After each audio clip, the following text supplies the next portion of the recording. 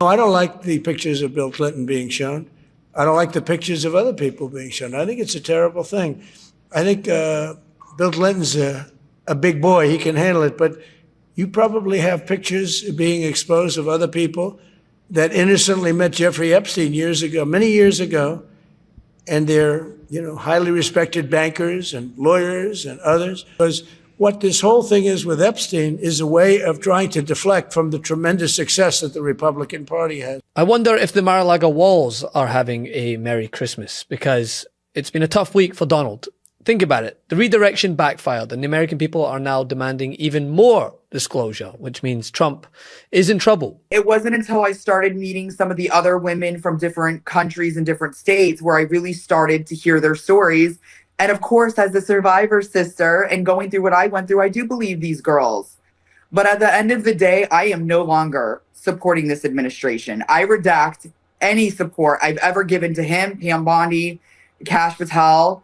I am so disgusted with this administration. I think that Pam Bondi and Kash Patel both need to resign.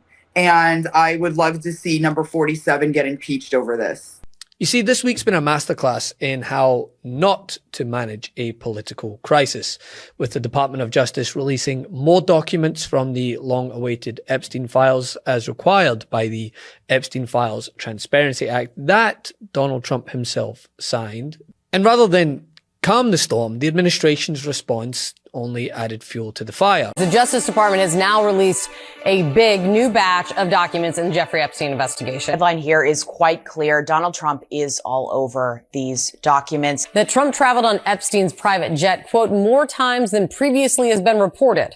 At least 8 times between 1993 and 96. Now, on a flight in 1993, according to the email, there was just 3 passengers: Trump, Epstein, and what's described as a 20-year-old woman. In fact, at one point, Trump's team even tried to shift public focus away from Donald Trump and onto Bill Clinton. But the thing is, that attempt didn't just fail. It completely blew up in their face, because it ended up with Clinton calling for all of the Epstein files to be released. Breaking news, you know how Bill Clinton and Donald Trump were both in the Epstein files? Well, while Donald Trump is hiding the truth, Bill Clinton just called his bluff. Through a spokesperson, Clinton has demanded that the DOJ release every single instance of Bill Clinton in the Epstein files.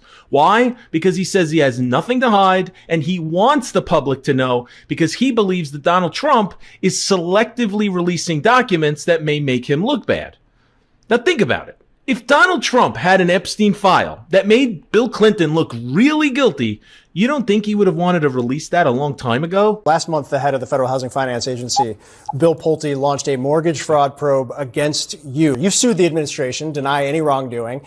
Now Reuters reports that Pulte appeared to source a conspiracy theory website as the basis for that probe.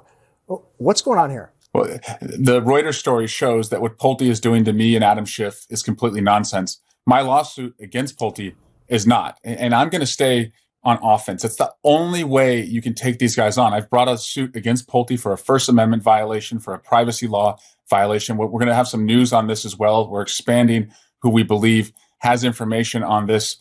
But you have to stay on offense with these guys. And so as I look at Californians who are running through the fields where they work, or who have troops in the streets, or cancer funding that's been canceled by the administration, you have to be on offense. That's the only way you can defend the most vulnerable people in our community. Otherwise, they won't get the message.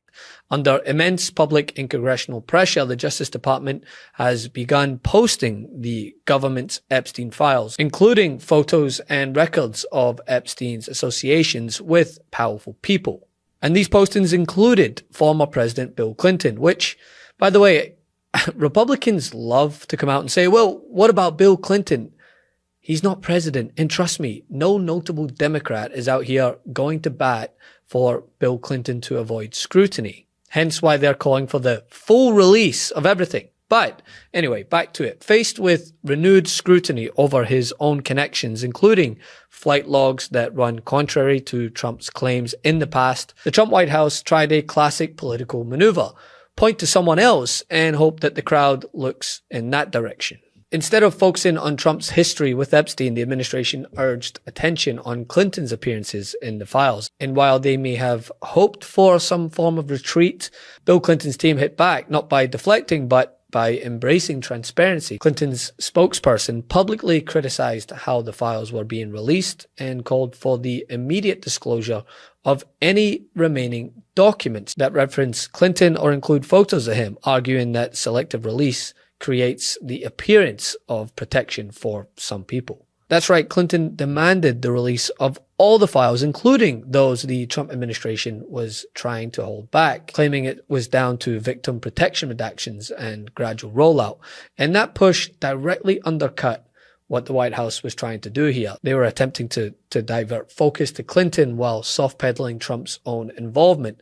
So in this latest group of documents, the president was named. It shows he flew on Jeffrey Epstein's plane at least 8 times in the 1990s, although very recently he denied that he was ever on the plane. Does this raise new questions for you?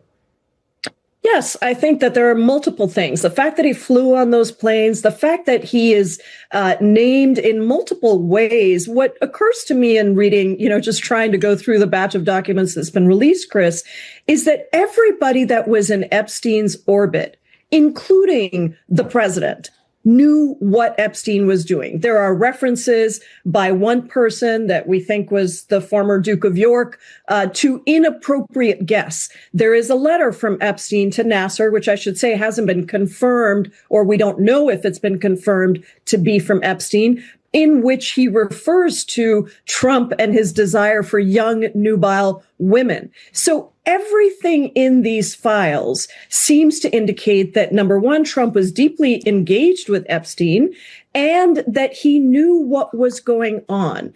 And the fact that their relationship was built, according to the New York Times report, on a desire for young women, really focused around that whole aspect of what Epstein was about, I think is very important. I will also note that when you initially tried to search the files for Trump, nothing showed up. If you searched for Trump with a space, then there were multiple items that showed up. So clearly that to me also raises questions of, did the DOJ try to block the search for just the word Trump, but then they forgot to block the search for the word Trump with a space after it? I don't know how long that's going to stay live on the DOJ site, frankly, now that it's been pointed out.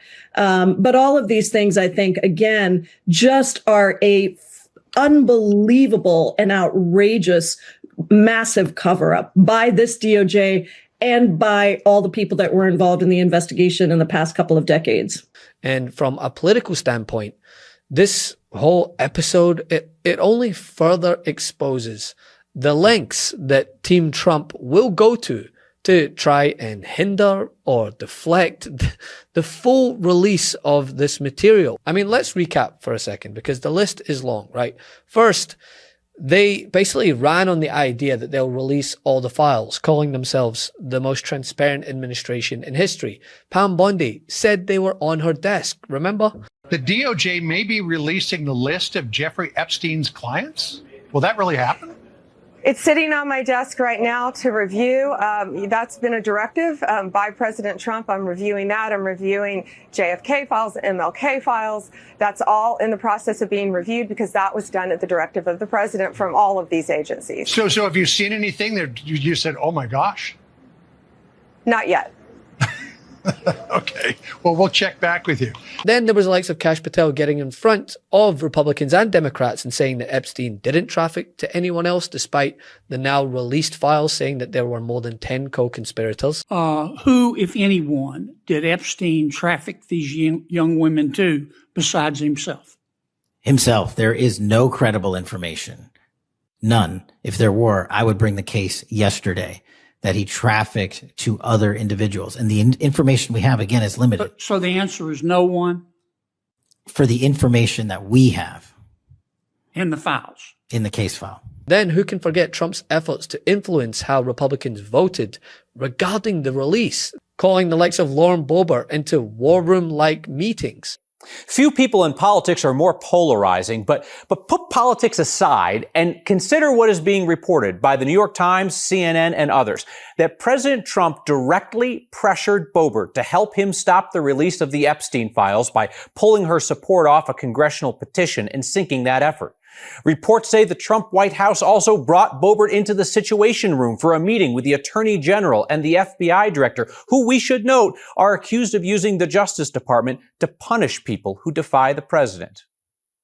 And by all appearances, Boebert did defy the president. Quite clear. Donald Trump is all over these documents. In that first trove that the Justice Department released on Friday, there were just a few very scant mentions of Trump, including in a picture collected with a bunch of other pictures. In this one, there is already one very illuminating email that was sent during the first presidency of Donald Trump while prosecutors in the Southern District of New York were working on the case against Epstein co-conspirator Ghislaine Maxwell. This is after Epstein's death.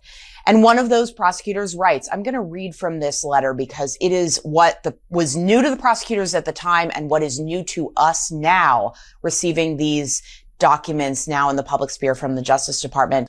Then there was the trickled out botched redactions.